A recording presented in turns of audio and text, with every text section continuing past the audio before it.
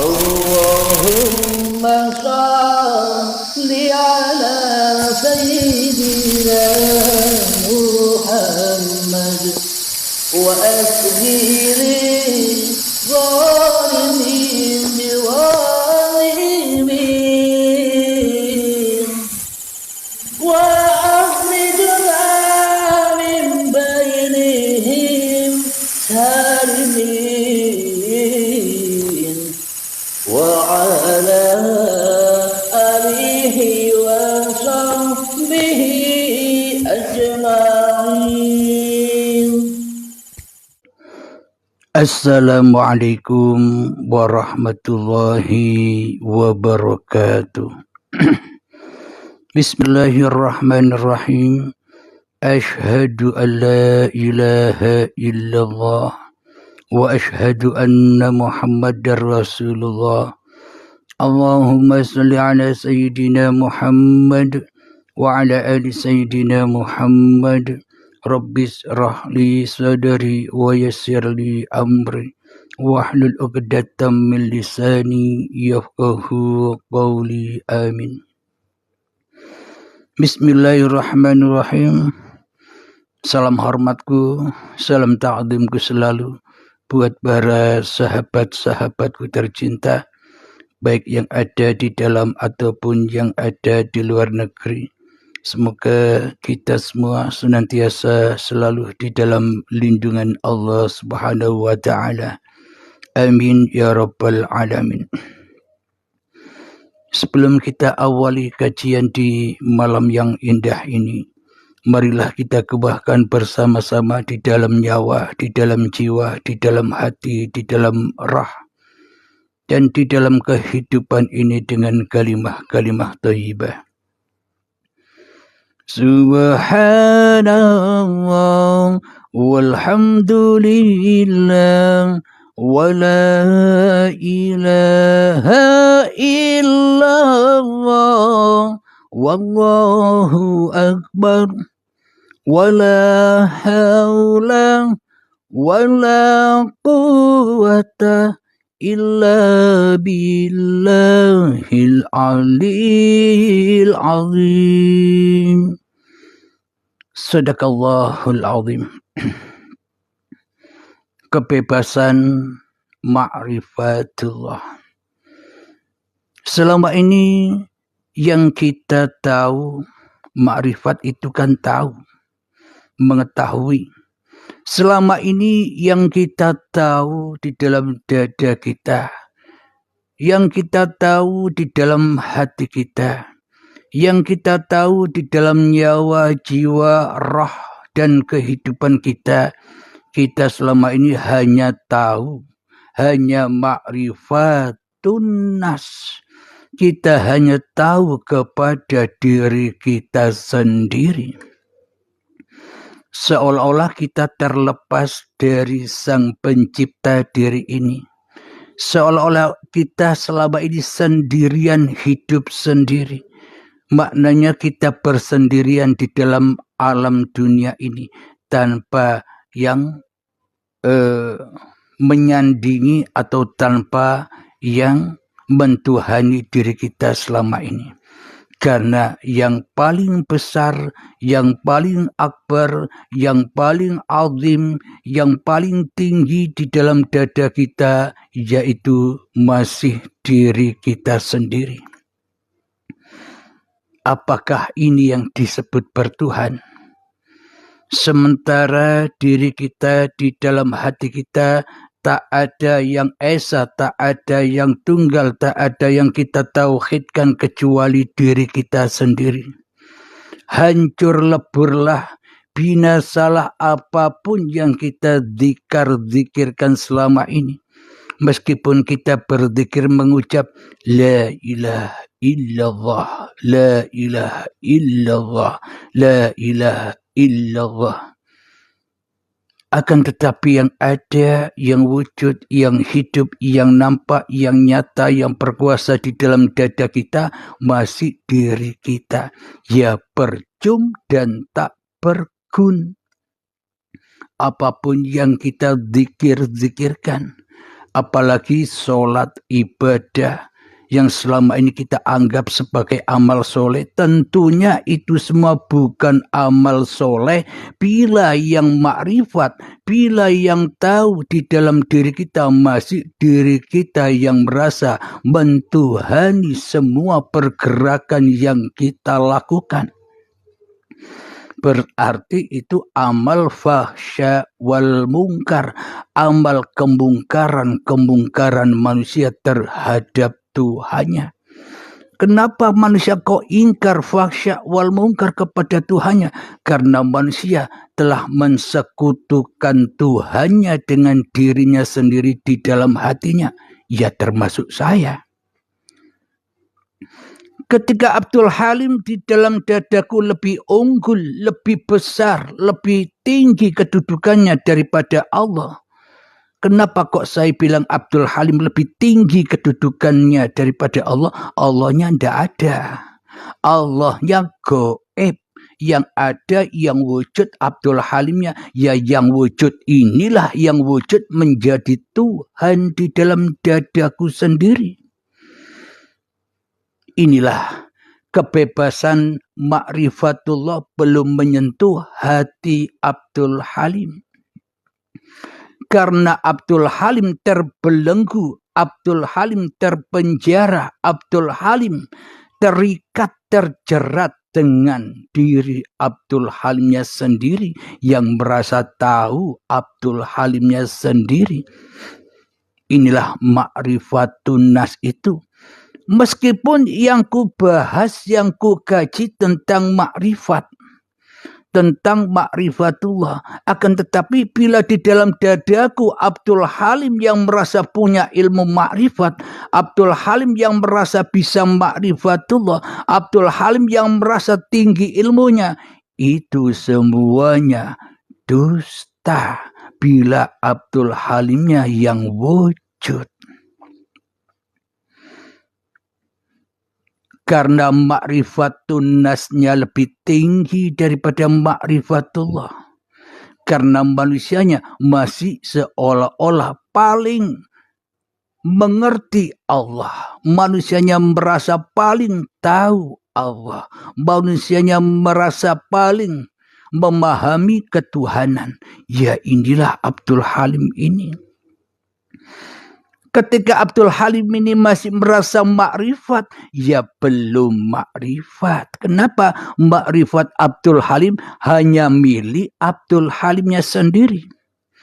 Bila Abdul Halim ini merasa dirinya yang makrifat, ya akhirnya merasa tinggi ilmunya, merasa bangga dengan kajiannya, merasa bangga dengan apa yang dipaparkan selama ini. Berarti Abdul Halimnya masih terbelenggu makrifatnya dengan makrifat Abdul Halimnya sendiri. Karena Abdul Halim merasa yang punya ilmu makrifat, ia akhirnya panas, anar tempatnya. Inilah yang dimaksud setan itu lebih makrifat daripada manusia. Ya ini barangnya, Abdul Halim ini barangnya.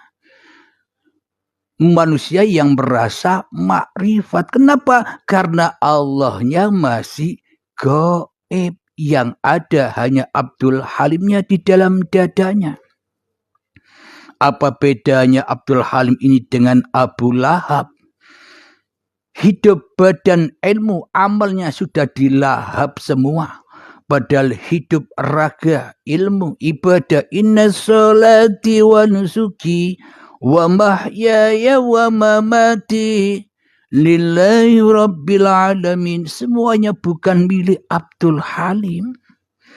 Karena Abdul Halim merasa ma'rifatullah, akhirnya Abdul Halim ia tambah jauh dari Allah. Yang dimaksud bebasnya ma'rifatullah itu yang mana? Ketika Abdul Halim ini sudah tak merasa lagi bermakrifatullah, karena yang berhak makrifatullah ya hanya Allah, maka ditanggalkanlah makrifat Abdul Halimnya. Ketika tanggal terbaiat makrifat Abdul Halimnya, maka nyatalah makrifatullah itu yang memakrifati Abdul Halim.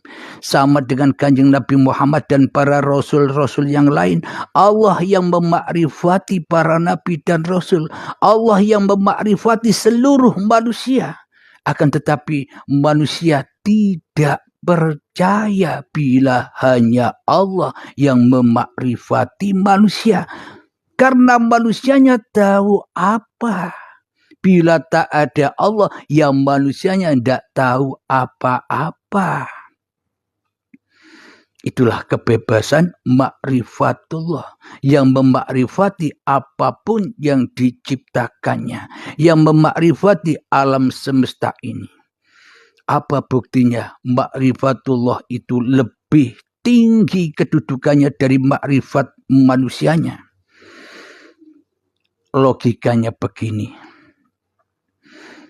Saya Abdul Halim merasa paling tahu dengan diri Abdul Halim saya sendiri.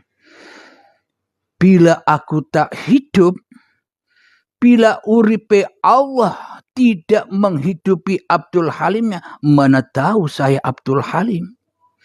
Mana tahu saya bahwa diri saya adalah manusia?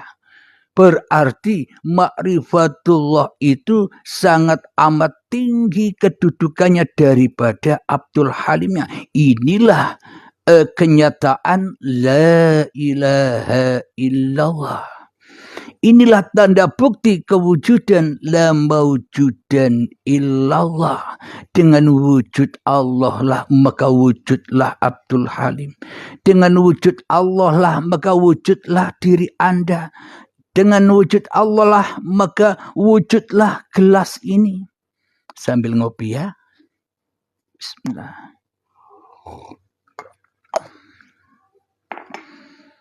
Bila tanpa Allah maka takkan ada wujudnya semua.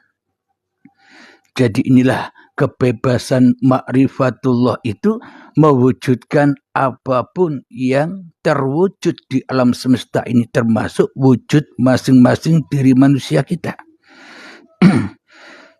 Alhamdulillahirabbil alamin.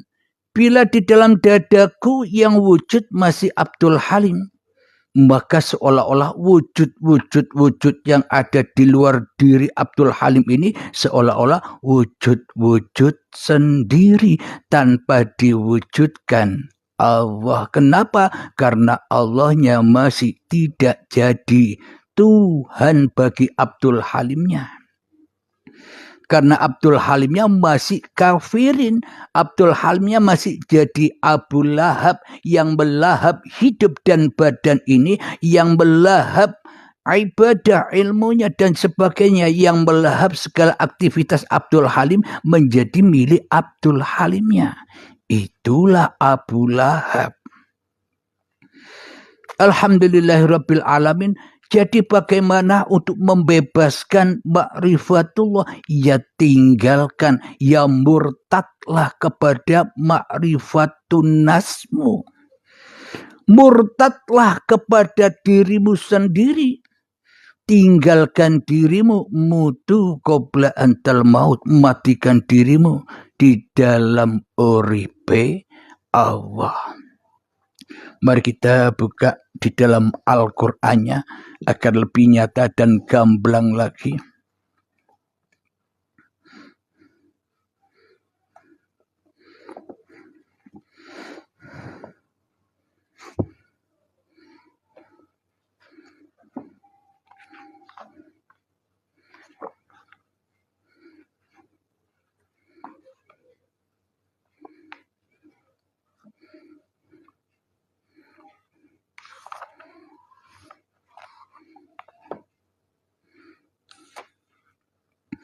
Di dalam surat surat Qaf ayat yang ke-16.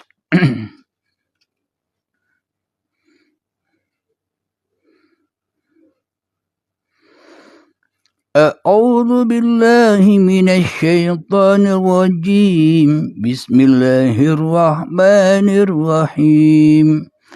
وَلَقَدْ خَلَقْنَا الْإِنسَانَ وَنَعْلَمُ مَا تُوَسْوِسُ بِهِ نَفْسُهُ وَنَحْنُ أَقْرَبُ إِلَيْهِ مِنْ حَبْلِ الْوَرِيدِ.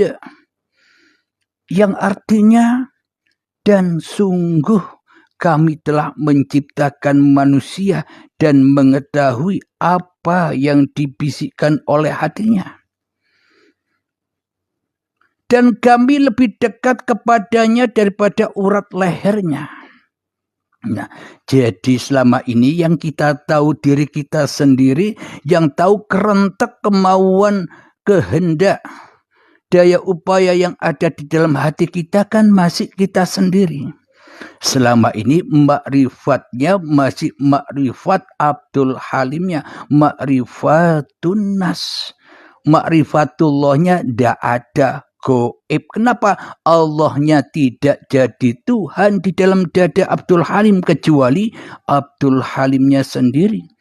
Maka semua apa yang diketahui oleh Abdul Halim di dalam dadanya, bisikan apa saja, mau apa saja, hanya Abdul Halim saja yang tahu. Dikira hanya Abdul Halim saja yang tahu. Karena makrifatnya masih terbelenggu di dalam anar. Anar itu apa sih? Api kemanusiaannya yang merasa paham akan Allah. Mari kita kaji bersama. Dan sungguh kami telah menciptakan manusia dan mengetahui apa yang dibisikkan oleh hatinya. Kok bisa Allah tahu isi hatiku? Kenapa kok Allah tahu isi hati kita? Karena sesungguhnya urip iki Allah. Itu maksudnya. Kalau urip ini bukan uripe Allah, uripe Abdul Halim, ya Abdul Halim tak akan pernah mati, hidup terus sampai kapanpun.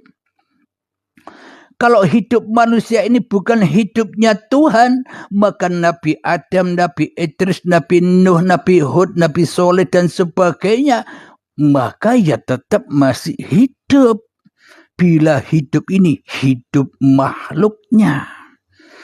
Akan tetapi inilah tanda bukti bahwa urip iki Allah, hidupnya Allah, maka manusia tak layak hidup berlama-lama di dunia ini.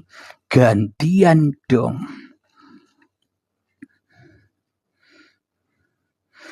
Apa yang dimaksud Allah tahu apa yang kau kerentekan, apa yang kau bisikan di dalam dadamu. Karena Allah lebih tahu kita daripada kita sendiri. Allah lebih tahu kebutuhan kita daripada kita sendiri. Allah lebih tahu kecukupan kita daripada kita sendiri. Kita lanjutkan. Dan kami lebih dekat kepadanya daripada urat lehernya. Nah, inilah yang dimaksud kebebasan ma'rifatullah itu, yakni dengan jalan putuslah urat lehermu dahulu, dibaiat dulu, dimatikan dulu, dibinasakan dulu kerajaan kolbun kafirin baitunasnya ini. Baitunasnya harus dihancurkan agar kembali kepada Baitullah, kembali kepada Allah. Allah lebih dekat daripadamu daripada dirimu sendiri. Ketika manusianya sudah tidak makrifat lagi, maka nyatalah makrifatullah. Ketika manusianya sudah tak jadi Tuhan lagi di dalam dadanya, maka yang mentuhani manusianya Allah. Enak tidak kalau Allah yang jadi Tuhan? Tapi kalau manusia yang jadi Tuhan, maka manusia terjerat oleh anar, hukum-hukum kemanusiaan, syariat-syariat kemanusiaannya sendiri. Karena manusianya terlepas dari syariatullah yang dibawa oleh para nabi dan para rasul. Apa sih bedanya syariatullah dan syariatun nas itu? Jadi para nabi dan para rasul itu tidak punya syariat-syariat sendiri-sendiri. Akan tetapi para nabi dan para rasul itu membawa syariat-syariatnya Allah. Apa yang dimaksud syariatnya Allah? Segala yang berlaku pada diri para nabi dan diri para rasul itu sudah menjadi pergerakan Allah, menjadi syariat Allah, menjadi aktivitas Allah. Itulah yang dimaksud orang-orang yang beriman. Karena di dalam dadanya yang ada hanya Allah, bukan manusianya. Apa buktinya? Di dalam dada baginda Rasulullah Sallallahu Alaihi Wasallam itu hanya Allah. Terbukti di dalam Al-Quran, Muhammad bukan kamu yang melempar, tapi aku yang melempar. Berarti Nabi Muhammad sudah menyadari bahwa hidup ini hidupnya Allah, bukan hidup Muhammadnya. Muhammadnya hanya baju-baju kebesaran Allah, termasuk saya dan Anda semua. Inilah tanda bukti baju-baju kebesaran Allah, baju-baju kesaktian Allah. Buat apa cari kesaktian-kesaktian yang hanya untuk mainan saja? Lebih baik kita menyaksikan kesaktian-kesaktian Allah yang ada di dalam masing-masing diri kita dan ada di dalam masing-masing orang lain. Menyaksikan keindahan Allah, menyaksikan kebesaran Allah, antara baik dan buruk, antara taat dan maksiat. Di situ ada keindahan, ada hikmah bagi orang-orang yang sudah tenggelam di dalam rahasia Allah. Manusia-manusia yang sudah menjadi pakaian Allah. Beda dengan hati Abdul Halim ini. Karena wujud Abdul Halim ini selama ini dipakai baju oleh hawa nafsu Abdul Halimnya sendiri. Hidup diakui, badan diakui, segala aktivitas diakui. Inilah baju-bajunya setan. Selama ini kita tidak sadar itu. Kenapa? Karena makrifatnya masih terpenjara. Terpenjara di dalam anar. Anar itu apa sih?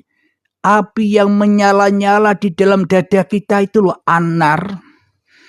Oleh manusia dikiaskan, dibayang-bayangkan neraka jahanam yang katanya banyak apinya. Seperti di film-film dan di YouTube itu.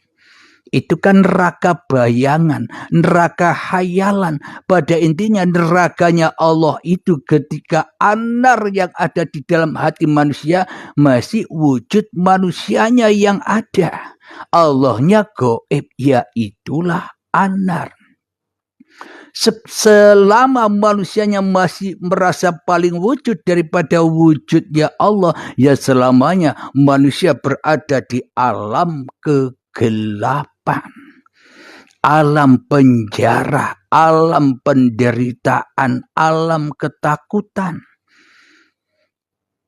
Alhamdulillahirabbil alamin. Maka bebaskanlah kemakrifatanmu, bebaskanlah hidup dan badanmu, bebaskanlah segala aktivitas amal dan ibadahmu, karena semuanya bukan milikmu.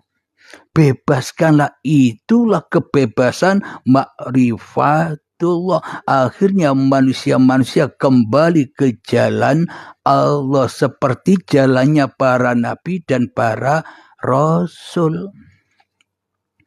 Itulah kebebasan makrifatullah. Bila hanya Allah yang tahu akan manusianya, maka manusianya bisa apa? Ya tidak bisa apa-apa. Kenapa? Karena semuanya ya dikuasai Allah. Duduknya sudah bukan duduk manusianya. Berdirinya sudah bukan berdiri manusianya. Ngomongnya sudah bukan ngomong manusianya. Kalau tidak ada uripe Allah, ya tidak ada omongan dan tak ada suara. Bila tak ada Allah, ya tak ada huruf dan suara. Kata siapa Allah itu tak berhuruf dan tak bersuara. Bila tak ada Allah, ya tak ada huruf, ya tak ada suara. Kata siapa Allah itu laisa kamitslihi syai'un. Bila tak ada Allah, ya tidak ada apa-apa, ya tidak ada siapa-siapa. Karena itulah kita selama ini terbelenggu dengan Allah tak bersuara dan tak berhuruf. Allah tidak serupa dengan apa-apa dan siapa-siapa. Lah yang ada di alam semesta ini siapa? Bila Allah tidak serupa dengan apa-apa dan siapa-siapa. Maknanya serupa itu bukan serupa wujud makhluknya. Logikanya, pemahamannya, gampangnya seperti ini. Ibarat Allah adalah air laut.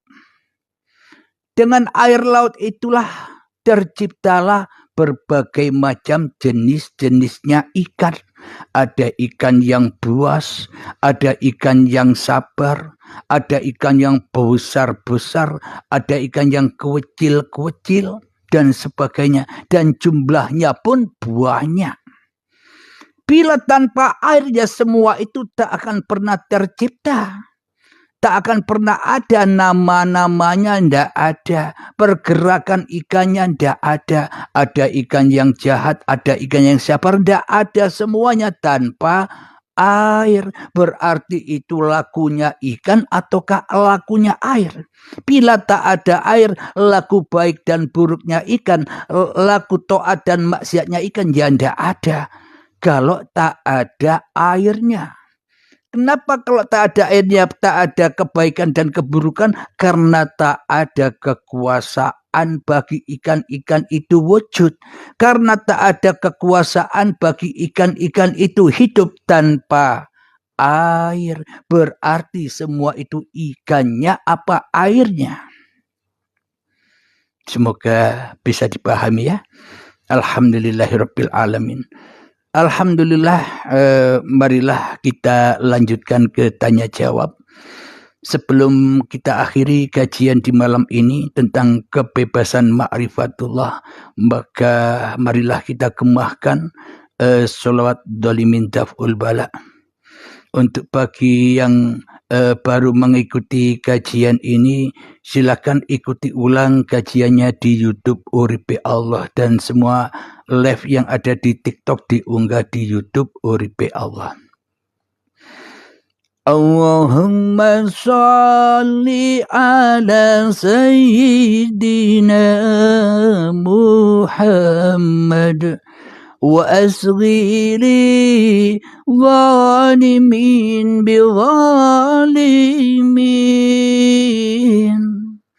Allahumma salli ala sayyidina Muhammad wa asghi li zalimin bi zalimin.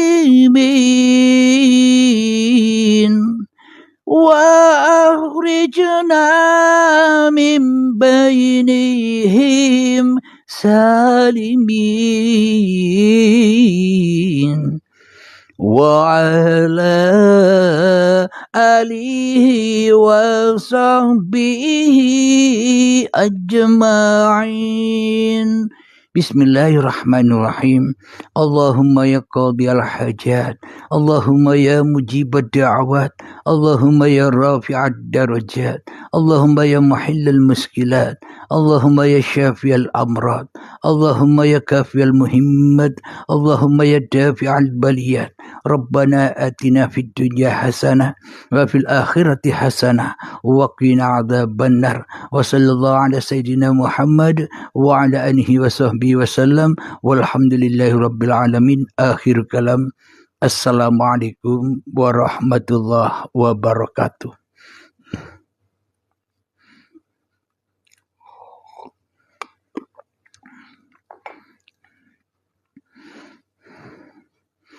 Alhamdulillahi rabbil alamin. bagi saudara-saudara yang sudah mengungkapkan uluk salam di atas, kami jawab waalaikumsalam warahmatullahi wabarakatuh. Terima kasih. Ada yang mau naik kiranya?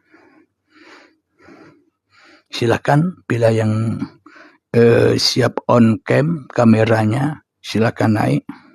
Kita ngobrol-ngobrol, mudzakarah.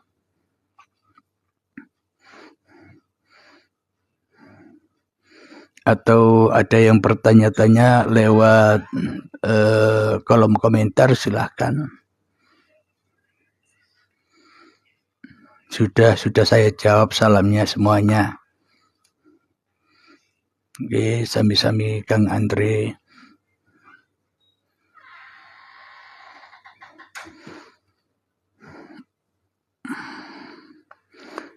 Jadi bebaskanlah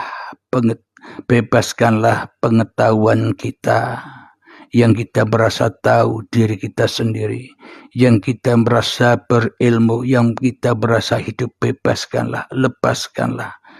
Karena ini yang bisa membuat kita syakaratul maut, tidak bisa meninggalkan dunia, bahkan tak bisa meninggalkan diri kita sendiri. Maka sakitlah saat syakaratul maut. Karena kita tidak rela, karena kita tidak ridho bila badan ini, hidup ini dipulangkan, diambil lagi oleh Allah, kita tidak mau. Kenapa? Karena sudah kelamaan jadi Tuhan tuh di dalam dunia ini, sehingga sukanya bergentayangan di alam dunia, bergentayangan di harta-hartanya, bergentayangan di ternak-ternaknya, bergentayangan di kebun-kebunnya, bergentayangan di kendaraan-kendaraannya, bergentayangan di kekayaannya, bergentayangan di jabatan-jabatannya, bergentayangan di kealimannya, bergentayangan di ibadah-ibadahnya, dan semuanya serba gentayangan halusinasi hawa nafsunya sendiri. Maka tak rela dan tak ridho melepaskan semuanya hingga sakit.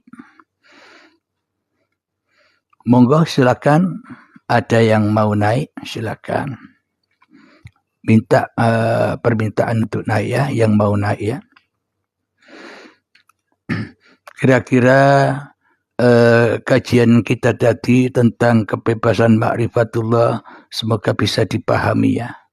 Karena sudah tidak ada yang bertanya, berarti sudah paham semua. Alhamdulillahirabbil alamin.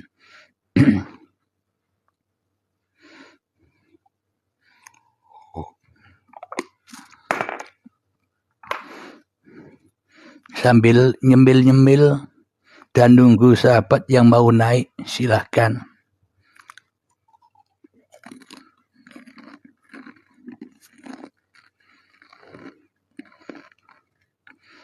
Karena Jamuddin mau naik.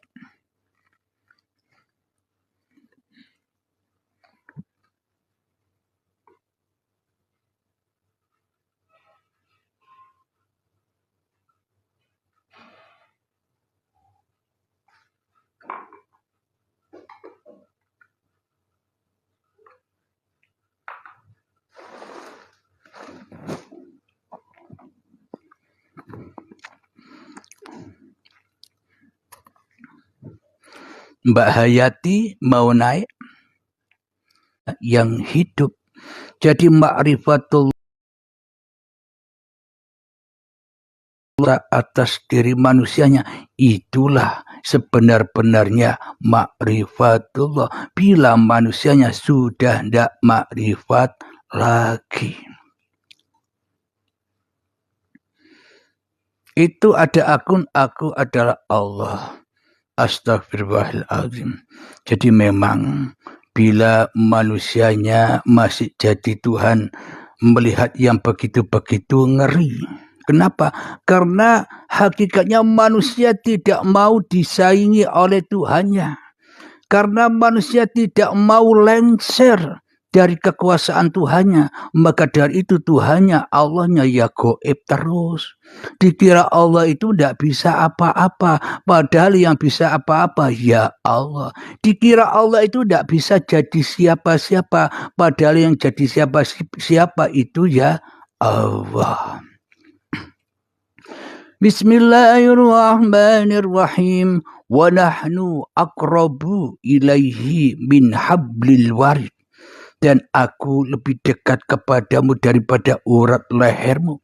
Bila urat leher manusianya masih tersambung, maknanya masih manusianya yang merasa makrifat, manusianya yang merasa hidup, manusianya yang merasa berkuasa, selamanya manusianya ia buta akan Tuhannya, gaib terus Tuhannya.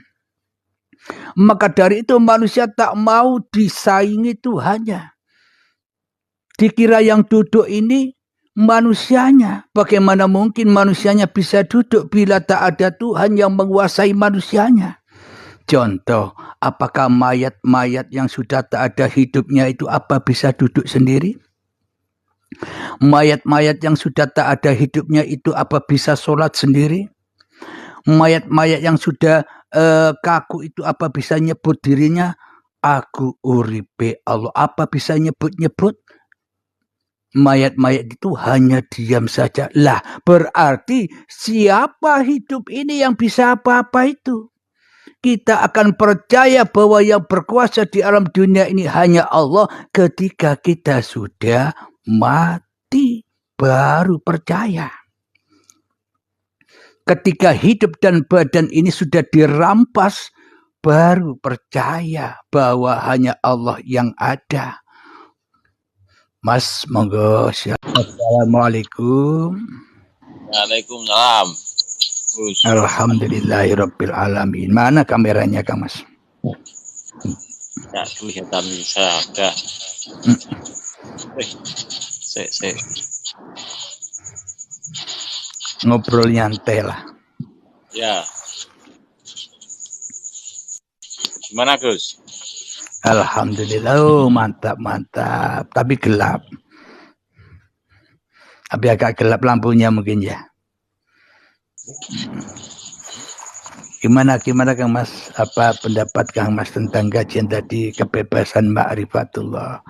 Mungkin ada tambahan. Saya siap mendengarkan, monggo Kang Mas. Silahkan. Gini Gus, saya mau tanya Gus. Silakan.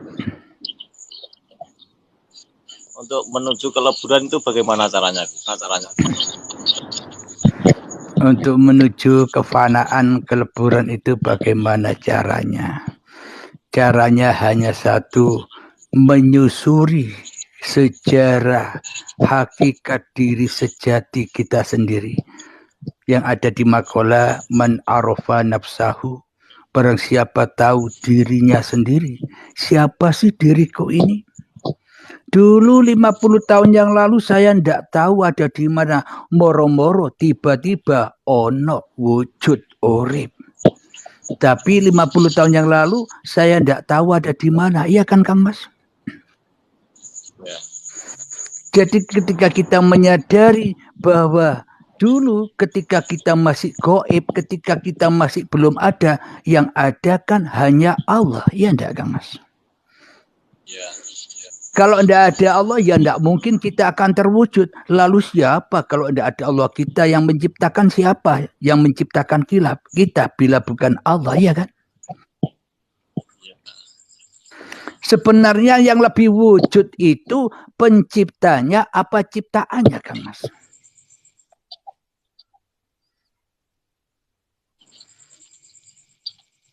Tentunya yang lebih wujud itu kan sebenarnya kan penciptanya, ya kan? Akan tetapi kesalahan seluruh manusia termasuk saya selama ini, kita ini selama ini merasa jadi pencipta daripada jadi ciptaan, ya kan? Itu salahnya. Seolah-olah duduk ini aku penciptanya. Seolah-olah bicara ini aku penciptanya, seolah-olah melihat ini aku penciptanya, seolah-olah mendengar ini aku penciptanya. Karena manusia jadi pencipta, dia tak akan pernah bertemu dengan yang menciptakan manusianya. Karena penciptanya digoibkan, diputus, dicerai. Yang menciptakan itu kita cerai selama ini. Kita tidak mau lagi dikuasai Allah. Aku punya kekuasaan sendiri kok, ya kan? Aku tidak mau didudukkan Allah, aku bisa duduk sendiri kok. Nah, karena manusianya masih jadi Tuhan tuh, maka tak akan pernah percaya bila yang ada hanya Allah. Tak akan percaya bila yang berkuasa hanya Allah. Tak akan percaya bila yang ada yang wujud hanya Allah. Tak akan pernah percaya munggai bahas-bahasan wae. Jadi kita memang harus menyadari siapa sih aku? Aku ini sang kholik atau aku ini makhluk? Bila aku mengaku bahwa diriku hanya makhluk, berarti yang mendudukkanku siapa? Berarti yang membicarakanku siapa? Berarti yang mendengarkanku siapa? Berarti yang memperlihatkanku siapa? Yang menciptakan kan? Ya. Karena aku sudah sadar bahwa aku ini bukan pencipta, yakni makhluk. Jadi kalimatnya sama, kholik sama makhluk sama. Saking makhluknya ketambahan mem, makhluk ojo dadi pencipta. Menengo wae. Biar Allah yang menguasaimu, ya kan? Itulah hakikat sejati diri manusia kita. Kalau kita sadar bahwa kita ini makhluk, maka faqad arafa rabbau, maka nyatalah di dalam duduk, berdiri, sholat, ibadah, apapun yang ku kerjakan selama ini sejak bangun tidur sampai tidur lagi, ternyata yang ada hanya ayat-ayatnya Allah daripada ayat hawa nafsuku sendiri selama ini, ya kan? Karena kita selama ini masih jadi Tuhan, seolah-olah sejak bangun tidur sampai tidur lagi, yang ada hanya ayat-ayat diri manusia kita sendiri. Ya itulah kita selama ini membaca ayat-ayatnya setan. Siapakah setannya? Ya diri kita sendiri, inilah setannya. Yang selama ini kita tidak melihat diri kita sendiri, tidak sadar bahwa diri kita selama ini wujudnya wujud setan itu. Inna syaitana lakum aduwwum mubin. Sesungguhnya setan itu adalah musuhmu yang nyata. Nyatakan diri kita di hati kita daripada Allah, ya kan? Ya. Cara memfanakan, cara menghancurkan, ya ikutilah seperti peperangan-peperangan yang dilakukan oleh baginda Rasulullah. Yakni perang secara syariat, perang secara dohir itu perang mainan. Yang terberat adalah perang melawan dirimu sendiri. Kalahkan dirimu sendiri. Jihadlah untuk melawan dirimu sendiri. Ketika kita sudah memenangkan itu semua, maka syahidlah diri kita di dalam menyaksikan hanya Allah yang ada. Itulah syahadat itu. Itulah agama Islam itu. Ketika manusianya menyerahkan dirinya, menyerahkan hidup dan badannya hanya kepada Allah, itulah jalan lurus, jalannya para nabi dan para rasul. Karena kita sudah firaq, sudah pegatan, sudah cerai, sudah murtad kepada hawa nafsu kita sendiri. Tidak mau lagi kita diperbudak oleh hawa nafsu kita sendiri, kecuali kita hanya diutus oleh Allah, dirasuli oleh Allah, disuruh oleh Allah, dikerentekkan hati kita oleh Allah. Jadi semuanya serba Allah. Ya inilah yang dimaksud amal soleh, amal ibadah. Jadi kalau manusianya belum bertemu Allah, ya belum Islam. Bila manusianya belum masuk surga, ya tak akan pernah bisa menyaksikan wajhullah. Iya kan Kang Mas? Kira-kira bisa dipahami Kang Mas? Ya. Alhamdulillah. Alhamdulillah Rabbil Silakan. Apa tanggapannya, mungkin ada yang menambahkan. Assalamualaikum, salam kenal semuanya. Waalaikumsalam warahmatullahi wabarakatuh. Salam santun selalu buat semuanya. Monggo Kang Mas. Apa ya ditambahkan, silakan. Kang siapa ini? Bang Zain. Assalamualaikum warahmatullahi wabarakatuh.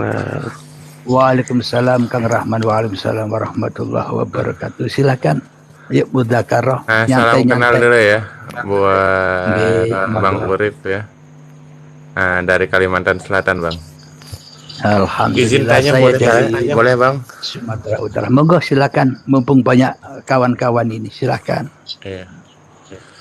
Hidup itu kan antara satu dan dua hal Bang ya, pencipta dan yang dicipta Bang ya. Sedangkan wujud itu ada satu Bang ya. Nah, pertanyaan saya, siapakah yang hakikatnya wujud nyata itu, pencipta apa yang dicipta Bang? Sudah? Ya, itu aja Bang. Alhamdulillahirabbil alamin. Tanpa wujudnya Allah, ya tak akan wujud diri kita. Tanpa wujudnya Allah, ya tak akan wujud apa-apa yang kita lihat, apa-apa yang kita dengar, apa-apa yang kita saksikan, ya tak akan pernah wujud semua tanpa uripe Allah. Jadi dengan hidup inilah terwujudlah badanku, badan kita semua. Dengan uripe Allah inilah terwujudlah segala sesuatu, apa yang kita pandang, apa yang kita dengar, terwujud semua. Seolah-olah bagi manusia itu wujud-wujud sendiri. Karena manusianya merasa lebih wujud daripada wujud Tuhannya. Iya kan Kang Mas? Akan tetapi bila kita mengembalikan amanah-amanah yang kita emban ini, amanah hidup, amanah badan, amanah laku, maka tak akan ada yang wujud kecuali wujudullah. Inilah yang dimaksud afdalul dzikri fa'alam annahu la ilaha illallah. Nyata sudah pada diri setiap manusia bila manusianya sudah kembali kepada agama Allah. Satu lagi Bang ya, satu lagi pertanyaannya Bang ya. Silahkan. Oke. Pertanyaan pertama kan itu. Ini satu lagi, tolong dijawab Bang ya. Karena mungkin agak kebingungan juga saya. Pencipta dengan yang dicipta, hak mana memberi nama Bang? Nama. Kalau menurut manusia yang merasa dicipta tapi di dalam dadanya merasa jadi pencipta, tapi tidak kita sadari. Akan tetapi di sisi Allah, bagaimana mungkin yang dicipta menama-namai sendiri apa yang sudah wujud? Tentunya yang wujudlah yang menamai yang diwujudkan. Jadi kita tak akan pernah tahu bahwa diri kita ini manusia kalau tak ada Allah. Bahwa kita tak akan pernah tahu bahwa diriku namanya Abdul Halim tanpa Allah. Jadi hanya Allah lah yang menamai segala sesuatu. Biliunan nama-nama ini. Jadi tenggelam di dalam nama Allah. Zatullah, sifatullah, asma'ullah, af'alullah. Sudah esa tunggal di dalam kekuasaan Allah. Begitu Kang Mas. Makasih Bang ya. Oke. Monggo yang lainnya mungkin ada tambahan. Mungkin penjelasan saya kurang sempurna. Monggo disempurnakan lagi. Terima kasih. Bang Zain, monggo. Saya nyimak aja. Saya kan tidak tahu apa-apa tentang ilmu ketuhanan. Seandainya minta penjelasan antal mautil qoblal maut, Kak. Minta tambahan ke pencerahannya. Mutu qabla antal maut. Matikan dirimu sebelum datang kematianmu. Maknanya pasrahkan dirimu. Ya ayyuhalladzina amanu, wahai orang-orang yang beriman. Udhulu, orang-orang yang beriman ini orang-orang yang percaya adanya Tuhan. Meskipun Tuhannya gaib. Maka udhulu fis-silmi kafah. Masuklah ke dalam agama yang lurus secara sempurna. Maknanya kembalikan semua hidup dan badan serta segala aktivitasmu hanya milik Allah. Itulah yang dimaksud mutu qabla antal maut.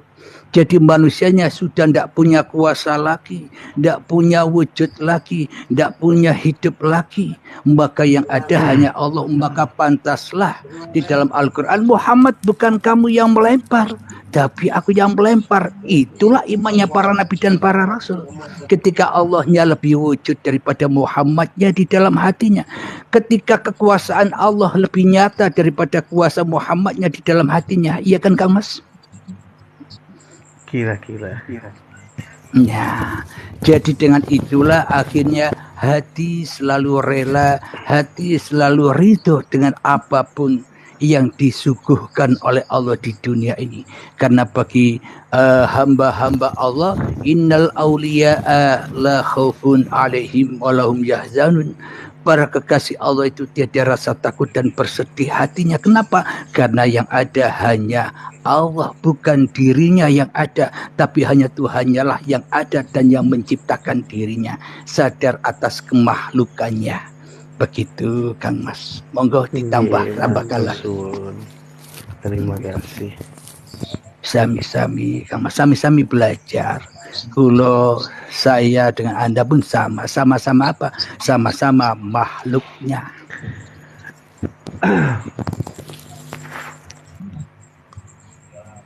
Monggo. Kang Sera mau naik, silakan. Kayak apa Di caranya? sini bisa membaca. Ya gantian monggo. Ayo lanjut. Monggo. Assalamualaikum warahmatullahi wabarakatuh. Waalaikumsalam warahmatullahi wabarakatuh. Dan semua saudara-saudara Ikhwan Fillah di sini. Monggo Gus, dilanjut Gus. Ini nyimak. Ini ada pertanyaan dari sahabat kita. Monggo gantian pertanyaannya siapa dulu? Monggo silahkan. Mang Rahman. Bang Rahman dulu. Lanjut ya, aja Bang Jai. Lanjut Bang Jai. Mang Rahman dulu. Ya, saya nanti setelahnya nanti saya tanya.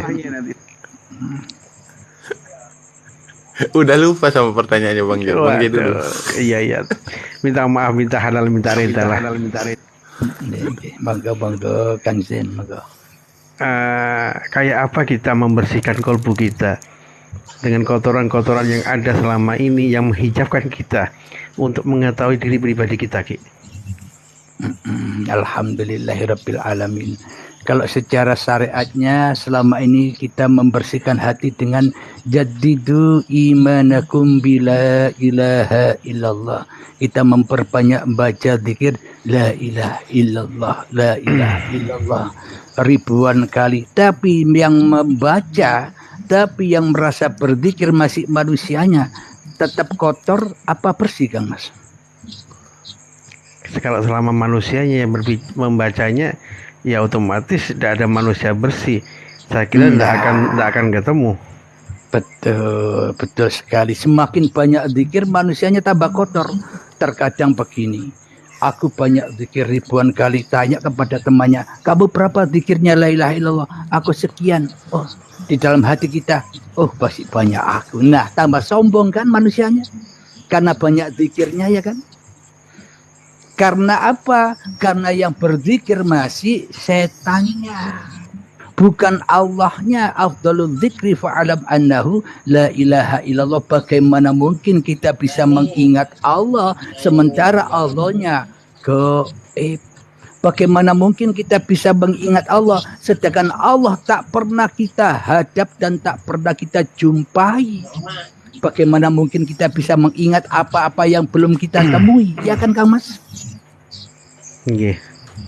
Jadi untuk berzikir kepada Allah ya harus masuk Islam dulu. Islam apa maknanya? Islam versinya Allah, bukan Islam versi manusia. Apa Islamnya Allah itu? Berserah diri. Serahkan hidup yang kau aku sebagai hidupmu. Serahkanlah badanmu yang selama ini kau aku sebagai badanmu. Serahkanlah segala amal-amalmu yang selama ini seakan-akan kau yang merasa beramal. Kenapa? Wallahu khalaqakum wa ma ta'malun. Allah lah yang menciptakan kamu dan Allah pula yang menciptakan apapun yang kau kerjakan. Jadi kalau kita sudah Islam di sisi Allah, sudah kembali kepada Allah yang ada hanya wujudullah daripada wujud kita sendiri, otomatis bersiap apa tidak Kang Mas? Nggih. Meskipun kita tidak baca la ilaha illallah loh ya. Tapi kan gretek hati kita itu yang tetap harus hidup. Maknanya bila masih ada pengakuan kerentak hati manusianya, berarti kan manusianya yang merasa lebih wujud daripada Allah, ya enggak? Pasti akan bingung di dalam segala hal. Kenapa? Karena manusianya yang jadi Tuhan. Berarti manusianya masih merasa yang ingat Tuhan. Bagaimana mungkin manusia bisa ingat Tuhan sementara hidup yang ada pada diri manusia hidupnya Tuhan? Logikanya begini, contoh mudahnya begini. Ini baju saya, baju milik saya beli.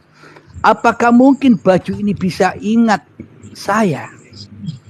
Kalau baju ini bisa ingat saya, meskipun baju ini tidak saya pakai, pasti baju ini ngikut saya terus seperti ngikutnya bayangan. Akan tetapi bila saya lepas baju ini, toh baju ini diam saja, tidak bisa mengikuti saya. Maknanya yang berhak berzikir kepada baju ini, yang berhak mengingat bahwa baju ini milikku, ya hanya aku saja, ya kan Kang Mas? Iya, yang punya baju.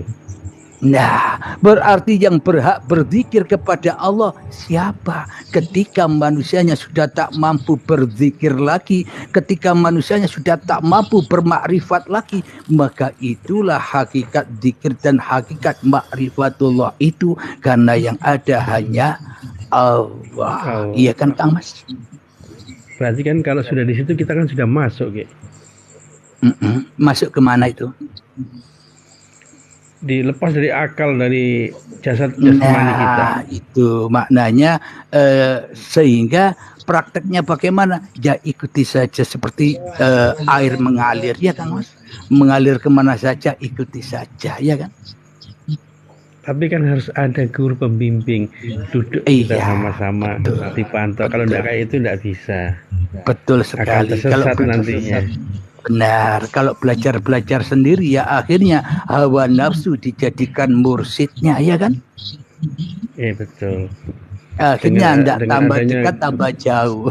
Jauh, perasaannya dekat tapi jauh. Oke, betul. Ketika manusianya merasa dirinya sudah mengenal Allah dan makrifat kepada Allah, hakikatnya manusianya tambah jauh dari Allah, iya enggak Kang Mas? Tambah terhijab dia. Itulah barangnya setan lebih makrifat daripada manusia, yaitu barangnya.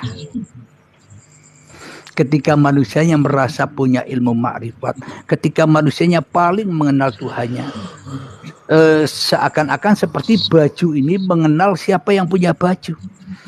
Jadi tidak mungkin baju ini mengenal yang punya baju kecuali yang punya baju, ya kan Kang Mas? Leres. Araftu Robbi bi Robbi. Aku mengenal Tuhanku dengan Tuhanku. Tanpa Tuhanku, aku tak mengenal Tuhanku. Tanpa Tuhanku, aku tak mengenal diriku. Jadi Tuhanku lah yang mengenal dirinya dan mengenal diriku. Iya kan Kang Mas? Nggih. Oke, monggo dilanjut. Yang lain kalau mau tanya. Oke, monggo ya niki Kang Rahman, monggo Kang Rahman. Kira-kira jawaban-jawaban saya tadi ada kepuasan apa masih kurang kira-kira? Untuk siapa, Ki? Ya untuk Untuk siapa? semuanya yang mendengar, untuk yang mendengar. Kalau saya alhamdulillah apa yang diajarkan mendiang guru saya alhamdulillah ada kemiripan dari yang diucapkan tadi. Alhamdulillah. Kalau saya agak bingung malah Bang. Bang Rahman, ya, agak bingung ya. Mungkin penjelasan dari saudara kita Kang Sera-Sera, siapa tahu tidak bingung lagi. Silakan Bang Sera-Sera, silakan. Saya tak nyantai-nyantai menyimak. Terima kasih ini Mas Abdul Halim ya. Sama-sama. Bismillahirrahmanirrahim. Assalamualaikum warahmatullahi wabarakatuh. Waalaikumsalam warahmatullahi wabarakatuh. Ya, ila ridho ilahi ta'ala syai'un lahu al-fatihah. Auzubillahi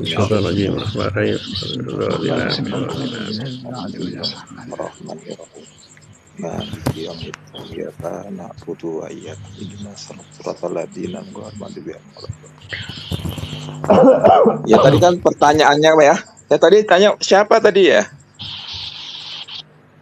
Yang bagaimana tadi membersihkan hati itu gimana tadi pertanyaan awal? Kan tadi pertanyaan awalnya bagaimana membersihkan hati tadi, bukan begitu? Kolbu? Iya. Ya, dari apa yang saya pelajarin ya di dalam ilmu ma'rifatillah atau ilmu syar'i ya. Jadi membersihkan hati itu ada metodenya memang. Jadi gitu. Terutama tadi yang dikatakan tadi itu oleh Kang Halim tadi udah benar ya, dengan berbiasa menzikiri dengan kalimat la ilaha illallah ya. Tapi yang jadi masalah dari permasalahannya adalah bagaimana kita berzikir. Sedang berzikir itu kan mengingat Allah. Berarti kalau mengingat kan berarti kita sudah pernah tahu kan. Bagaimana kita bisa mengingat kalau sesuatu yang kita ingat itu kita tidak pernah bertemu, begitu loh. Itu inti masalahnya sebetulnya yang diajuin Mas Halim itu gitu. Jadi untuk bisa berzikir tentu saja kita harus mengenal yang sudah zikir itu gitu. Mengenal ada banyak cara untuk mengenal. Mungkin orang awam bisa mengenal bahwa Tuhan pencipta alam ini adalah bernama Allah Subhanahu wa Ta'ala. Tapi seorang ahli tarekat akan berusaha mengenal Allah itu dari sifat-sifat Allah itu. Dari nama-namanya juga mewakili sifat-sifatnya. Tapi ada juga orang yang telah mengenal Allah dari segi hakikatnya. Karena dia telah menemukan guru bagaimana dia bertemu dengan Nabi Muhammad gitu. Karena Nabi Muhammad SAW itu sebetulnya diutus untuk menyampaikan ilmu syariat dan ilmu hakikat. Jadi tugas Nabi Muhammad itu adalah membuka beberapa hati. Jadi putal gaib, jadi membuka beberapa hati nurani, ruh dan rasa manusia ini, sirnya manusia itu untuk bisa mengenal Allah. Nah, kalau orang telah bertemu dengan seorang yang mewarisi ilmunya Nabi Muhammad untuk mengenal Allah, maka dia akan mengenal Allah sebagaimana dia bertemu dengan Nabi Muhammad yang fungsinya sebagai wasilah dan wasitoh di dunia ini. Sehingga orang itu telah mengenal kepada Allah, hatinya telah mengenal Allah. Dan imannya menjadi iman yang ma'rifatun wa tasdikun. Jadi mengenal Allah dengan Allah dan membenarkan bahwa apa yang disampaikan oleh yang memperkenalkannya itu adalah sebenar-benarnya Tuhan. Jadi imannya itu bil yakin, ada di dalam rasa hatinya. Ketika Allah telah mengenal, ketika si manusia ini telah mengenal Tuhan dengan demikian, maka dia akan mudah sekali untuk mengingat-ingatnya. Yang karena Tuhan itu begitu dekat dengan kita. Zat wajibul wujud yang al-ghaib, yang Allah asmanya itu sebetulnya sangat dekat dengan diri kita. Tapi karena kita terhijab oleh diri kita, oleh dosa-dosa kita, Tuhan yang al-ghaib itu benar-benar tidak nampak oleh kita. Nah, Tapi kalau Allah berkehendak tadi dibukanya hijab itu, maka si hamba ini akan menyadari bahwa Tuhan itu selalu bersamanya. Wa ma'akum aina ma kuntum. Dia selalu bersamamu di mana saja kamu berada. Sehingga mudah sekali bagi si hamba itu untuk menzikiri dirinya Tuhan itu. Karena Tuhannya selalu bersama dengan dirinya. Kalau Tuhannya bersama dengan dirinya, maka lepaslah segala keakuannya tadi dibilang Mas Salin tadi. Dirinya lenyap di dalam Tuhan, yang dilihat hanya Tuhan aja. Sehingga dia berzikir dengan Allah, dan Allah yang menzikiri dirinya. Jadi seperti itulah. Allah mengingatkan dirinya untuk berzikir, si hamba pun menzikiri Allah seperti itu. Ya, tapi memang itu ada satu proses tadi, tidak bisa tidak. Bahwa tidak bisa tidak semata-mata kita menyatakan bahwa diri kita ini sudah tiada, itu tidak akan mungkin bisa tanpa suatu proses. Karena kesadaran bahwa hati nurani kita mengatakan bahwa segala sesuatu itu tidak ada, wujud kita ini tidak ada, itu karena terbukanya inkisapnya hati, dan Allah yang memberikan inkisap itu. Jadi kalau hati itu terinkisap, maka si hamba ini akan menyadari bahwa segala sesuatu itu yang ada di alam ini maupun wujud dirinya sebetulnya adalah nafi. Bahwa sebetulnya diri saya ini dan alam ini tidak ada, yang ada ya Allah itu saja. Karena Allah yang membuat demikian. Tapi kalau Allah tidak membuka itu hijab itu, ya tetap aja ada pengakuan tadi.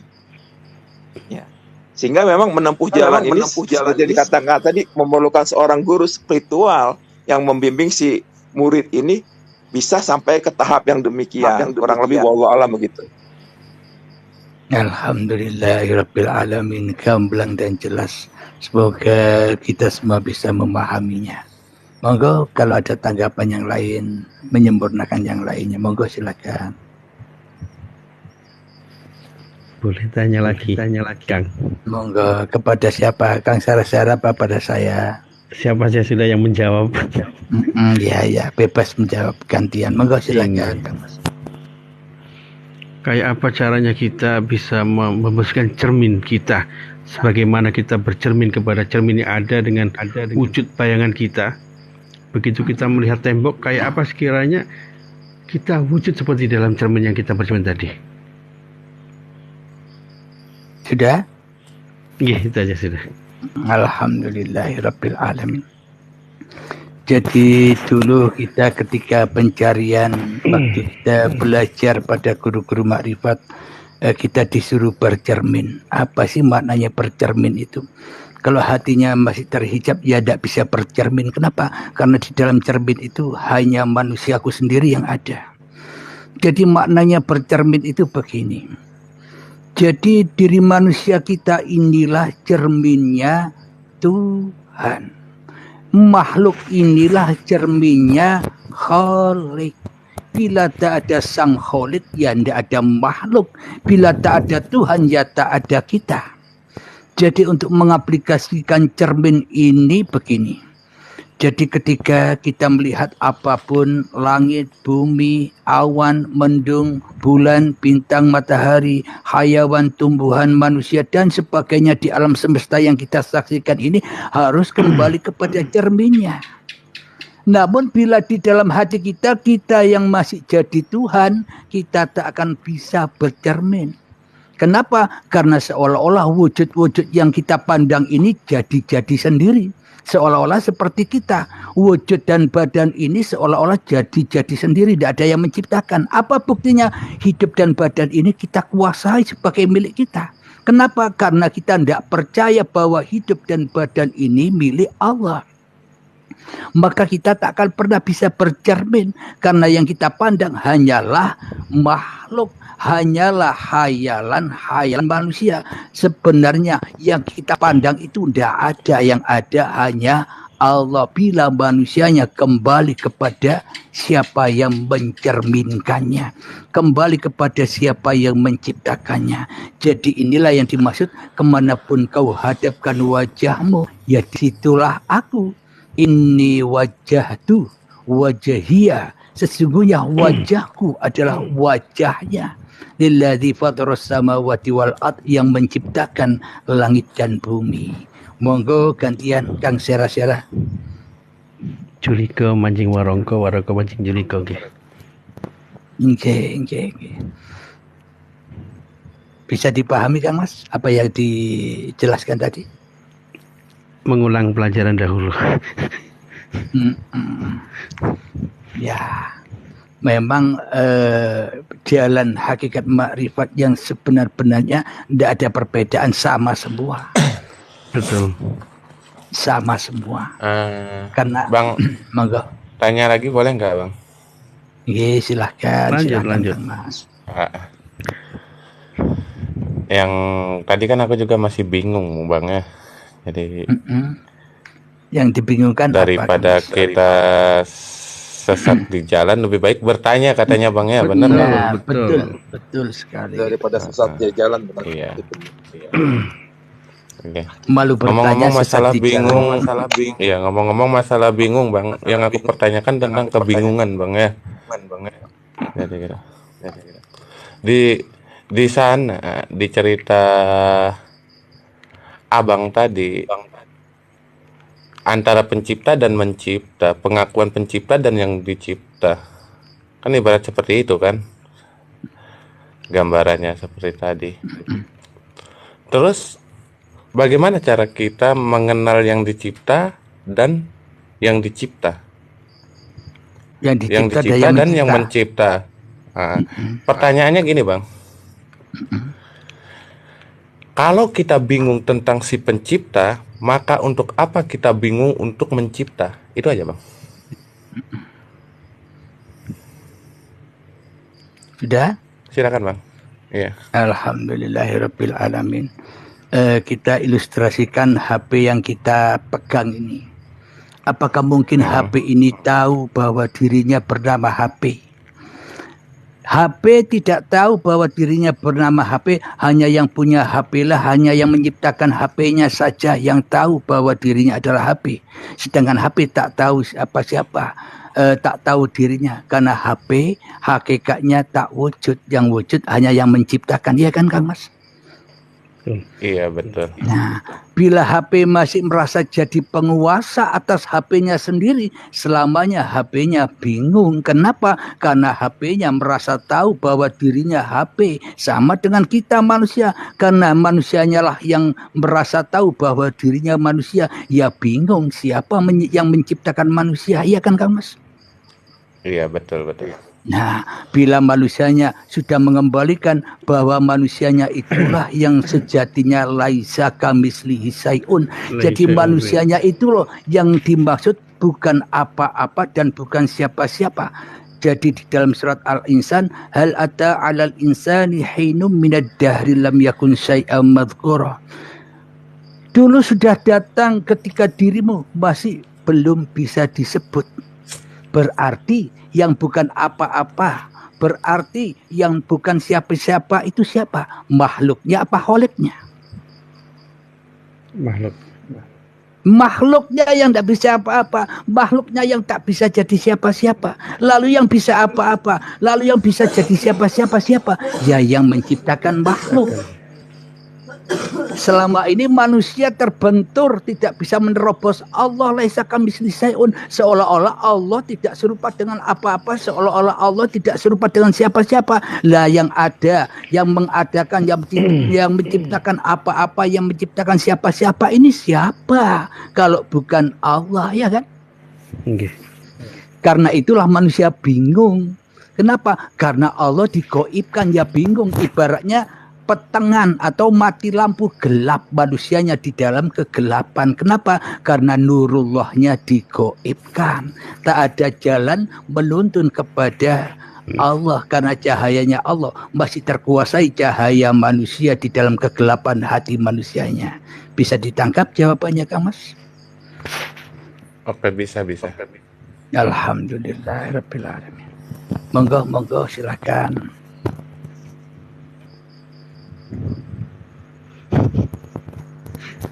Ayo Kang Zen. Tas ngiling-ngiling. Okay. Dulu pernah belajar pada saat kita berzikir, pas kita asyik terlena lenyap di situ hilang semuanya. Saya bingung dulu, Ki. Tak lihat jendelaku kok ndak ada, pintu kok ndak ada, yang ada hanya putih dan kabut saja. Itu waktu masih SMA dulu. Bingung saya tuh. Ini ada di mana gitu loh. Nah, setelah itu bingung, akhirnya sadar lagi sudah tidak ada yang istilahnya zikir la ilaha illallah atau Allah. Tidak berbunyi, kembali lagi duduk. Ternyata ada di kamar. Waktu masih SMA dulu. Setelah ketemu ada guru pembimbing kita. Nah, kita di alam itu lagi ketemu lawan beliau. Yang kata beliau, wejangan ini tidak bisa diwejang secara binazar. Begitu. Jadi kalau kamu ingin sampai matikan yang nama cinta dengan manusiawi, kata beliau kayak itu dulu. Jadi tidak pacaran, tidak apa, sudah setiap gerak kita, setiap keluar masuk napas kita hanya Allah. Sampai tidak makan 7 hari. Tidak minum ya. Saya pernah tidak makan 7 hari di kamar. Tidak makan 3 hari. Waktu masih bujang dulu. Itu tadi setelah kita melihat di tembok ada gambar kita yang bisa ngomong, yang kita wujud tidak bisa apa-apa, malah hanya nur yang di situ yang ada. Hanya air mata yang kita teteskan. Nah, anehnya yang bikin kita takut, kita ini tahu orang-orang yang mau meninggal kurang sekian hari, bahkan kurang jam. Sampai saya takut waktu itu. Melihat orang di rumah sakit, oh ini kurang 5 hari, oh ini kurang 40 hari, ini kurang sekian hari, ini kurang sekian jam. Lah, ini muncul dari dalam. Yang sampai saat ini mungkin itu masih ada gitu loh. Sampai enggak ingin tahu yang kayak itu. Tapi masih ada aja pas melihat orang, apalagi pada saat kita mentawasuli seseorang, itu seakan-akan kita diceritakan. Oh begini gitu. Sampai kadang bingung ya tidak tahu sebabnya. Sampai kadang kita ketakutan hidup bermasyarakat, kumpul sama orang. Dulu sampai tidak pernah keluar dari kamar dulu. Tapi alhamdulillah saat ini ya sudah jadi liar, Pak. Cuma ingin lebih memantapkan diri dengan usia yang menginjak kepala 4, baru kepala 4. 41 saat ini. Saya tinggal di Kalimantan Selatan. Alhamdulillah. Dan setiap kita mau mendatangi guru-guru yang katanya wali, yang katanya makrifat apa, mereka sudah menyambut kita, Ki. Karena kita tidak tahu, kata kita, mereka sudah kenal gitu loh. Katanya sudah pernah berjumpa, seperti itu. Dan di lain daerah-daerah itu kayak itu terus. Kadang kita yang bingung. Nah, minta penjelasannya kedepannya kayak apa gitu loh. Alhamdulillahirabbil alamin. Yang Anda ceritakan tentang waktu SMA dulu itu, dan bahkan Anda tahu orang mati kurang 5 hari, kurang 1 hari tadi, itu akibat khoddam yang mengikuti Anda. Maknanya apa? Dulu kan Anda rajin berzikir. Dari zikiran-zikiran Anda itulah yang menjadi khoddam bagi Anda. Jadi diungkapkanlah mukasyafah atau kasab. Itulah bahayanya kasab itu. Bila manusianya masih ada, ya kasabnya masih kasab manusianya. Sehingga manusianya ketakutan di dalamnya. Tidak tambah tenang, tambah takut. Tidak tambah enjoy, tambah jadi bara api di dalam dada manusianya. Kenapa? Karena manusianya tidak bisa mengembalikan kasabnya kepada Allah. Bagaimana mungkin manusianya bisa mengembalikan kasabnya kepada Allah? Wong manusianya masih jadi Allah yang merasa punya kasab. Iya enggak, Kang Mas? Kalau merasa punya, saya tidak bisa apa-apa. Jadi ya tinggal kembalikan semuanya hanya milik Allah. Kalau sudah hanya Allah, tenang kita, ya kan? Betul. Nah, yang menjadi kita tidak tenang kan karena manusianya kan masih wujud. Bila manusia masih wujud, masih ada, masih hidup, maka selamanya fahsya wal mungkar terjadi. Selalu ditanya oleh malaikat mungkar dan nakir. Duduknya ditanya, Marrobuka Halim, siapa yang mendudukkanmu? Halim tidak bisa jawab. Kenapa? Karena yang jadi Tuhan Abdul Halim ini dudukku sendiri. Apa urusannya dengan Tuhan? Tuhan goib kok, ya kan? Yang wujud hanya aku. Tidak percaya bila Abdul Halim ini dikuasai Tuhan, ya kan? Nah, jadi tinggal masrahkan semuanya kepada Sang Pencipta. Kita menyadari bahwa aku hanyalah makhluk, bahwa aku hanya dikuasai, bahwa aku hanya diperankan saja, bahwa aku hanya dirasuli, diutus Allah saja. Bila kita sudah kembalikan semua kepada Allah, enjoy kita hidup ini. Tenang, baik. Iya. Jadi sebenarnya yang butuh saya, yang butuh Anda itu bukan Anda, bukan saya, tapi Allah yang butuh Anda dan yang butuh saya. Apa buktinya? Kalau Allah tidak butuh saya dan tidak butuh Anda, ngapain Anda dan saya diciptakan? Jadi Allah butuh pada saya, Allah butuh pada Anda untuk apa? Untuk dipakai sebagai baju kebesaran Allah. Tanda bukti bahwa Allah lebih wujud daripada kita. Ya kan Kang Mas? Nggih. Nah, jadi untuk tajali, untuk wusul, untuk mi'raj kepada Allah, itu omong kosong. Tidak bisa manusianya mi'raj. Tidak bisa manusianya wusul. Tidak bisa manusianya bertajali. Hanya Allah yang bisa bertajali kepada ciptaan-ciptaannya. Ya enggak? Nggih. Kalau hanya Allah yang bisa, ngapain sulit-sulit lagi belajar hakikat ma'rifat. Sebenarnya manusia ini tidak bisa apa-apa, ya kan? Betul. Enjoy saja. Monggo dilanjut, Kang Mas. Monggo penjaranya Pak Sera. Monggo gantian. Ya, kalau udah bahasan ilmu hakikat ya jadi dalam luar biasa ya. Jadi kesadaran hakikat itu adalah kesadaran ketika ruh itu terintisab. Kalau ruh terintisab, si manusia akan diberi kesadaran oleh Allah bahwa sejatinya sing obah si posik dia Gusti Allah itu. Maka proses makrifat pun sebetulnya manusia tidak bisa makrifat kepada Allah kalau Allah tidak menarik pada dan rahmatnya untuk makrifat kepada dirinya. Jadi itu memang atas kehendak Allah lah bahwa manusia itu bisa bermakrifat kepada Allah. Jadi, manusia itu hanya sampai ke dalam makam-makam ikhtiar. Makam dia manggon sampai dia mentok pada manggon, maka Allah nanti dengan pada dan rahmatnya akan menarik si hamba ini untuk bisa mi'raj kepadanya. Jadi ya kehendak Allah itu sendiri sebetulnya. Jadi manusia ini hanya bisa mengikhtiari dirinya ke dalam makom-makom yang memang bisa didaki oleh manusia itu. Tapi ketika manusia saya ingin fana sifat, saya ingin fana afal, saya ingin fana zat, orang iso gitu loh. Betul. Jadi itu hal yang memang dikehendaki oleh Allah itu sendiri. Jadi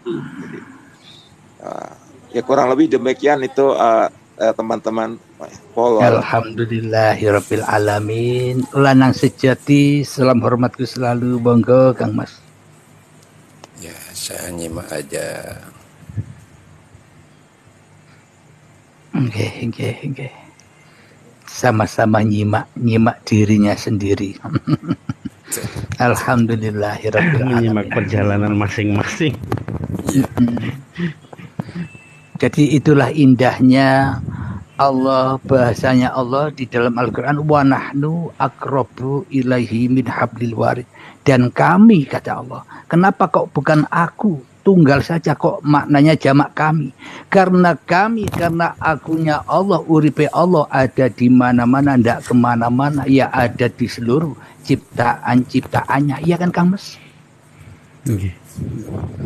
Nah, jadi seumpama kita melihat gelas yang isinya kopi ini, bila kita lihat wujud gelasnya tanpa kita menerobos adanya gelas ini dari mana, Maka bila kita sudah menyadari bila hanya Allah yang wujud, maka sebenarnya wujud gelas ini wujud yang palsu tanpa wujudnya Allah. Jadi Allah lebih wujud dari segala sesuatu. Kenapa? Karena segala sesuatu diwujudkan oleh Allah. Itu cara bercerminnya, Kang Mas. Sehingga kemanapun kau arahkan pandanganmu, pendengaranmu, hatimu, ya disitulah Allah. Kenapa? Karena indallaha ala kulli syai'in qadir. Allah berkuasa atas segala sesuatu, segalanya. Segala sesuatu yang kita dengar, yang kita lihat, dan yang kita rasakan. Monggo dilanjut.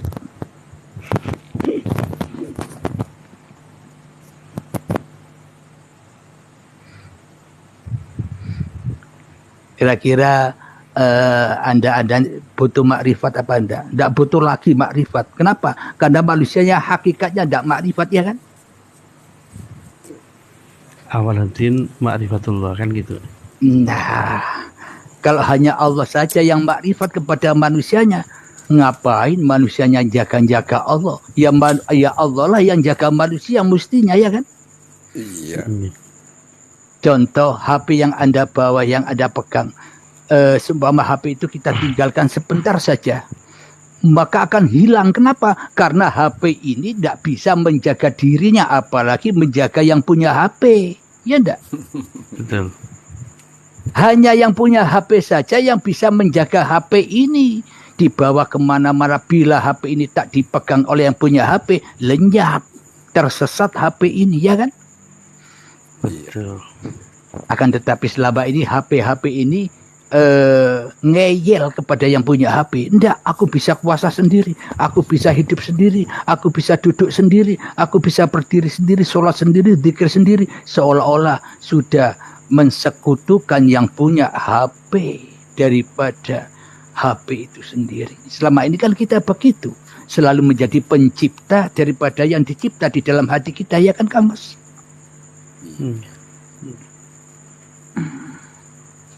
Monggo dilanjut sambil ngopi nggih, monggo. Ngopi dari Sumatera Utara kopinya ini. Itu kopi Mantap. kisaran bukan tuh, Gus? Kenapa? Dari kisaran bukan kopinya. Kopinya apa dari kisaran? Dari apa tuh? Deli Natal dikasih oleh Bunda Yasmin ini. Dikirim oleh Bunda Yasmin. Kopi dari daerah Natal, ya, Masya Allah. Alhamdulillah. Jadi apa sih yang dimaksud kita selama ini disuruh menjalankan syariat ibadah itu? Hakikatnya syariat ibadah yang kita lakukan selama ini itu semuanya najis yang harus dibuang. Tidak harus dimiliki sholat dan ibadah itu, harus dibuang. Kenapa? Kalau kita miliki sholat dan ibadah zikiran yang selama ini kita lakukan, kita miliki, ya jadi penyakit, jadi racun. Ya kan, Kang Mas? Tidak akan sampai. Nah, kenapa kok tidak akan sampai? Baunya busuk. Ya itulah yang dimaksud mati busuk. Tidak nunggu besok, sekarang sudah mati busuk. Tapi kalau kematian sampai didatangi malaikat, sesat enggak, kaki? Malaikat tiap hari, tiap detik, setiap waktu datang kepada kita bagi orang-orang yang belum sampai kepada Tuhan. Tapi bagi orang-orang yang sudah sampai kepada Tuhan, hancur semua yang selain Allah. Malaikatnya sudah tidak ada tanyaan lagi. Berarti tapi bila manusianya, ya Kang Mas? Berarti tidak butuh dijemput, harus datang sendiri. Iya, itulah yang dimaksud inna dina indallahil Islam. Datang ke sendiri, dari mana awal kita, ya pulang sendiri, ya kan Kang Mas? Berarti kalau kita mati tidak mengetahui kapan kita kembali kepada Allah Ta'ala, sesat. Kata guru saya betul begitu. Sekali. Betul sekali. Maknanya kematian di sisi Allah dan kematian di sisi manusia beda loh ya artinya. Kalau kematian di sisi manusia kan matinya badan. Tapi kalau kematian di sisi Allah kan matinya jiwa, kerasnya hati melebihi kerasnya batu. Jadi ketika manusia belum ketemu Tuhannya, Allahnya masih ya itulah matinya manusia. Tahu manusia kalau dirinya mati, tapi rasa sadar, ya kan? Oke, betul. Nah, jadi bagi orang-orang yang sudah mengenal Allah, tahu bahwa dirinya sudah mati. Kenapa? Karena yang ada hanya Allah. Tahu enggak? Ya kan? Insya Allah. Itulah yang dimaksud mati raib itu. Mati raibnya apa? Raibnya hidup dan badannya, raibnya amal dan ilmunya, raibnya apapun yang dimilikinya sudah dipersembahkan semua. Semua ini hanyalah panggung sandiwaranya Allah sahaja. Terima kasih penjelasannya. Kira-kira sama penjelasannya dengan guru ya. Terima kasih jawabannya. Alhamdulillah. Izin pamit dulu ya Bang ya. Nggih, monggo silakan. Terima kasih hadirnya. Assalamualaikum. Waalaikumsalam warahmatullahi wabarakatuh. Cuma yang jadi masalah cara keluarnya gimana, bentar. Jalan keluarnya bebas saja lah. Biarkan keluar sendiri nanti. Kalau HP-nya sudah mati, iya. Kalau HP-nya sudah mati kan otomatis keluar nanti. Kalau HP-nya masih hidup ya tidak bisa keluar. Baru pertama main TikTok. Oh biasanya, gitu. Langsung aja pakai keluar aja, tanda keluar langsung konfirmasi nanti. Oh gitu. Kalimantan mana, Rahman? Kalimantan Selatan, Bang. Iya, di mana? Di daerah Martapura. Oh, Martapura. Saya di Rantau. Bukan di Martapuranya, di perbatasan Palehari. Oh, dari sana, dari Bati-Bati. Udah sampai ya? Iya. Iya, saya dari Rantau. Saya di Rantau saat ini. Tapi asli Jawa Timur. Jawa Timur mana itu? Pasuruan. Lo kok sama? Kita ki, kulo tiang nguling, Kampung Arab. Oh, Kabupaten Kulo Kota Pasuruan. Jalan sama pelabuhan. bendera kita kok, Bang. Tenang aja. Nggih. Oh, pelabuhan nggih. Nggih, sudah 3 tahun ini dihijrahkan oleh Allah ke Sumatera Utara, perbatasan Aceh. Oh, ini Masya Allah. Lainnya sudah batalkan konfirmasi. Batalkan masih di sini konfirmasi. Event yang Pasuruan sami-sami. Nggih. Kalau hijrah teng Kalimantan. Nggih, alhamdulillah. Gara-gara nikulah awal mulanya orang dari Sumatera Utara ngikuti YouTube Uripe Allah, YouTube saya, sehingga disimaklah, akhirnya saya ditawarin kalau jenengan mau hijrah ke Sumatera tak buatkan pondok dan tempat tinggalnya. Sebelumnya saya menolak pondok apa itu. Kalau pondok yang seperti pondok-pondok umumnya itu bukan wewenang dan bukan fak saya, karena di sini saya hanya berdakwah tentang ilmu ketuhanan. Iya, untuk pengajian ilmu tauhid. Ya, akhirnya dibuatlah pondok itu, sehingga saya di sini. Alhamdulillah. Nggih, Pak Halim. Mudahan diparingi kesehatan saras rahayu selamat sedaya. Amin. Sami-sami Kang Mas. Napa malih sing ditang letaken monggo. Nyantai mawon. Kita ini sahabat. Kalau wingi 2 tahun yang lalu nggih. Nggih Pak tuh berhadapan kali guru kula niku. Waktu ngobrol-ngobrol kan beliau kan sakit, ngoten. Terakhir maringi wejangan, manten maring wejangan kula. Pas penak-penak ngobrol niku kok wonten sinar nur sing medal saking ragane niku kuning ngoten. Jadi, tapi kula mboten criyos. Teng guru kula mboten criyos. Kula criyos teng paman kula. Kula tangletaken, ya Allah ya Rabb. Petunjuk apa ini? Di situ jawab bahwa beliau kan akan kembali ke hadirat Allah Ta'ala gitu. Tidak sampai 40 hari, tidak sampai 41 hari. Tapi tak simpen, tak buka ke paman saya.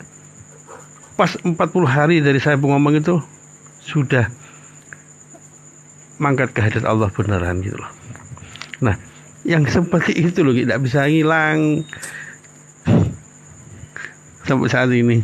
Makanya saya tidak berani diminta tolong orang, disuruh lihat orang gitu.